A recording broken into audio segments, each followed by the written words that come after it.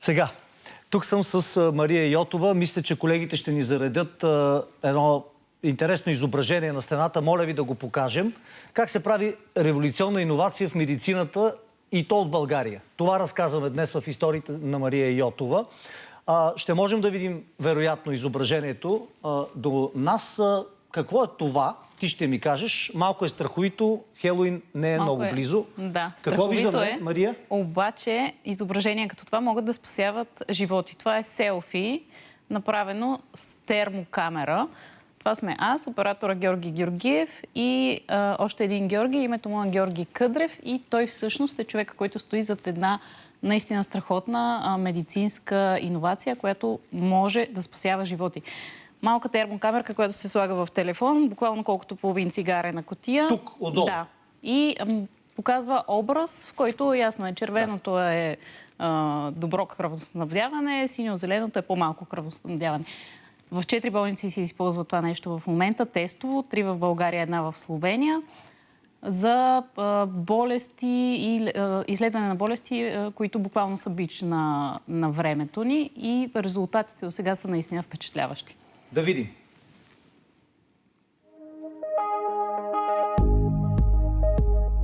Казвам се Георги Къдрев, занимавам се с технологии на практика, откакто се помня. От 2 години всъщност нещо, което много ме удовлетворява, че всичките тези познания в сферата на технологиите с екипа ни ги прилагаме в сферата на здравеопазването, което всъщност е може би едно от най-така въздействащите положително върху обществото начини да се работи с технологии. Разработваме проект, който на базата на анализ на снимки, то специфични снимки от така наречените термокамери, може да прави анализ на здравословното състояние на хората.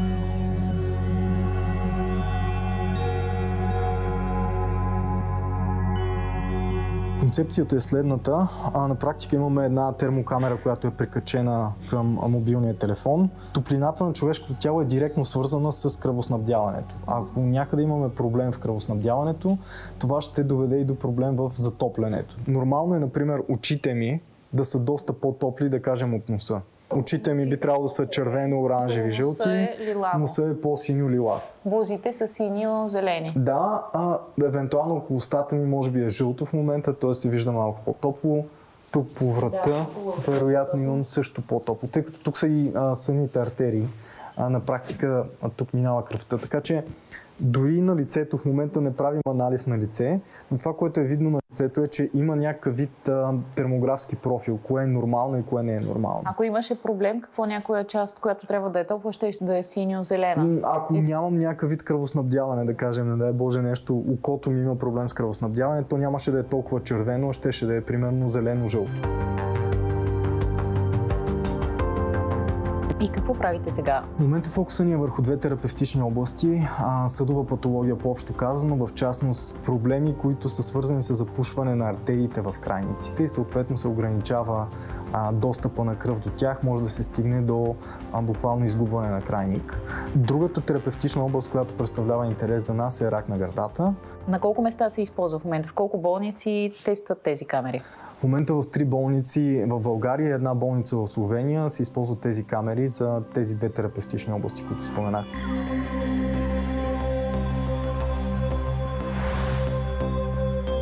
Над 290 пациента в момента са заснети в болниците, които работим. Над 1850 такива термообраза са заснети, тъй като обикновено една сесия включва заснемането на няколко снимки. В сферата на съдовата патология, там където говорим за запушвания в крайниците, имаме над 97,7% специфичност и чувствителност на метода. Това са 2 много важни метрики. Какво означава това? Когато има проблем, наистина го хващаме. Когато няма проблем, не казваме, че има проблем, освен в много малък процент от случаи. Разбира се, целият този метод, той е част от прегледа, който се извършва на един пациент. Не се взема решение само на база на него, но той може много да подпомогне процеса на взимане на решение и също така като период от време е изключително кратък и бърз. Така че може в стандартната практика да спести доста време на специалистите, които и без това са много натоварени.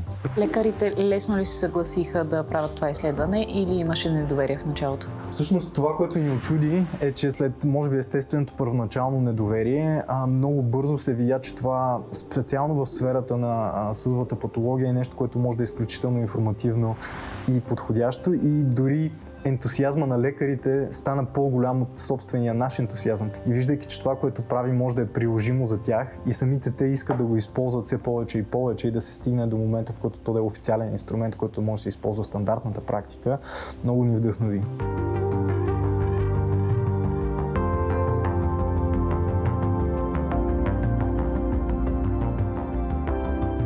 Промени ли по някакъв начин работата ви това устройство, откакто го използвате? След първоначалния вау ефект, т.е. когато видяхме един пациент с критична исхемия, т.е. недостатъчност на кръвоснабдяването на крайника и какво показва термокамерата при такива пациенти, това беше вау ефекта. Има един афоризъм, който казва, че една картинка струва повече от 1000 думи.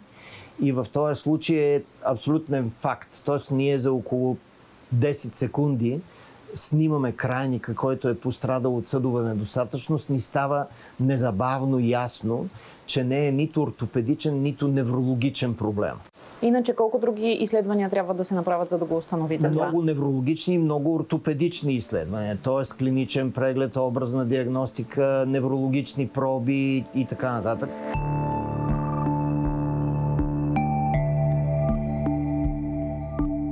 Моят екип се занимава много с мозъчно-съдова патология. Беше наше предположение дали няма да работи тази технология, дали няма да работи за доказване и на мозъчно-съдова патология. Инсулт ли е това? И в това са пациенти застрашени от инсулт. При термографията червеното и оранжевото е добро кръвоснабдяване, а синьото и зеленото е липса на кръвоснабдяване. И още преди да се направи ангиографията, се виждаше, че в ляво имаме една зона, която категорично страда от липса на кръвоснабдяване. След като се направи ангиографията, се видя много добре, че в ляво потвърди това, което от термообраза знаем, че в ляво имаме изключително забавен кръвоток поради тази критична стеноза. И след като беше направена съответно балонна дилатация и имплантиране на стен, това е финалната ангиография, при която се вижда, че имаме напълно възстановен кръвоток. И след като бяхме постигнали този резултат, на термографията се наблюдава възстановяване на кръвотока. Аз смятам, че в бъдеще това ще бъде един сериозен скринингов метод за пациенти, които имат съмнение за мозъчен инсулт. Този човек, чийто образ гледаме в момента, добре ли е? Той е в отлична кондиция в момента след интервенцията, след тази реваскуларизация, която сме направили. Колко е важно това, което правите в момента? Колко е важно? Според мен е много важно. Има огромен брой хора на Земята, аз не казвам пациенти, огромен брой хора на Земята, които са засегнати или ще бъдат засегнати от съдова патология. Полагаме огромни усилия за предотвратяване на ранното развитие на атеросклерозата, но за съжаление в момента това е пандемия.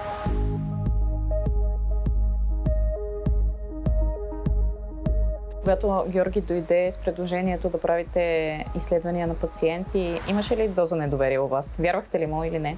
Имахме огромна доза недоверие. Всички ние знаем, че тези термокамери се използват най-вече в техниката, строителството, например за доказване на теч в стената, когато не можем да разберем къде тече една тръба, термокамерата ни помага.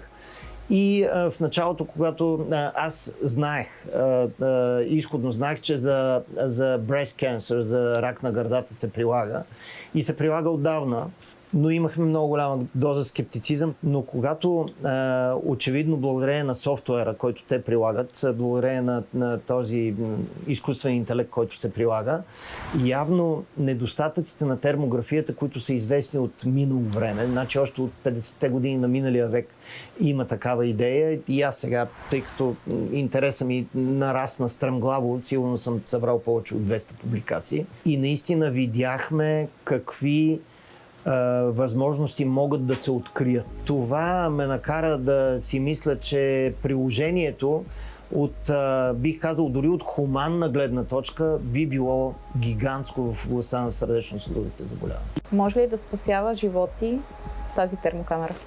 Сама по себе си не, но може да дава информация, която да доведе до ранна реакция на медицинските екипи, така че да бъде спасен човешки живот. Професор Петров е така доста тактичен и интелигентен човек. Той не е изразил явно скептицизма си дали това нещо ще стане или не, но вероятно в мислите си е мислил, че може и това да е нещо, което няма как да сработи, защото това е една много лесно достъпна камера, от толкова години съществува, защо някой друг не го е направил.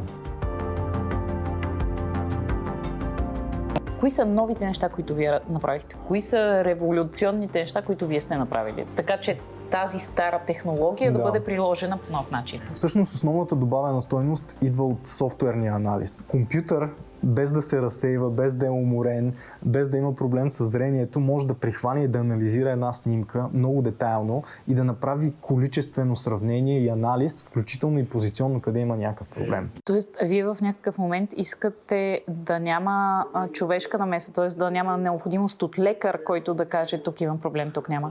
Точно така. Всъщност, дългосрочната ни визия е без лекар-специалист или дори някой път и без медицинско лице.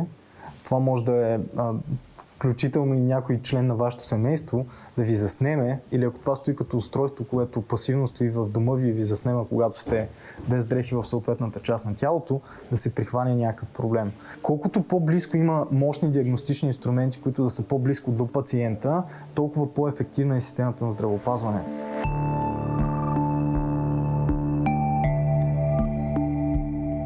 Колко сте близо до този момент, в който евентуално хората ще могат да си имат такова устройство, да го вкарват в телефоните си и да си правят изследване? В момента основната спирачка или по-скоро дълъг процес е получаването на регулаторно одобрение.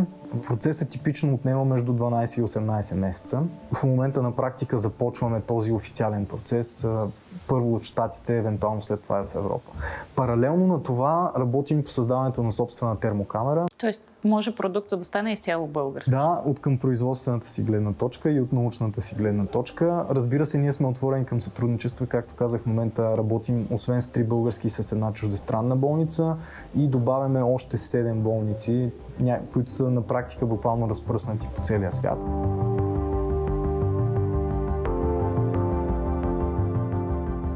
Какво е усещането да правиш иновации в здравеопазване? Никога не съм си мислил, че ще правя нещо в сферата на здравеопазването.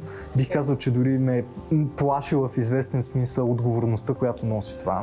Усещането е на голяма отговорност, но от друга страна и на много силно положително въздействие, което ти можеш да допринесеш в човешките животи. Това, че е българска разработка, че българският екип го прави, че ти го правиш, как те кара да се чувстваш? Не бих казал, че съм се възгордял от цялото това нещо. По-скоро съм вдъхновен и се радвам, че с екипа ни успяваме да правим неща, които са иновативни в световен мащаб от България. Да, отново исторически, капиталистически и така нататък нямаме толкова опит в това как да продаваме неща и да сме най-добрите продавачи, но пък имаме капацитета да създаваме технологични иновации, които да водят до много положителен ефект върху живота на хората.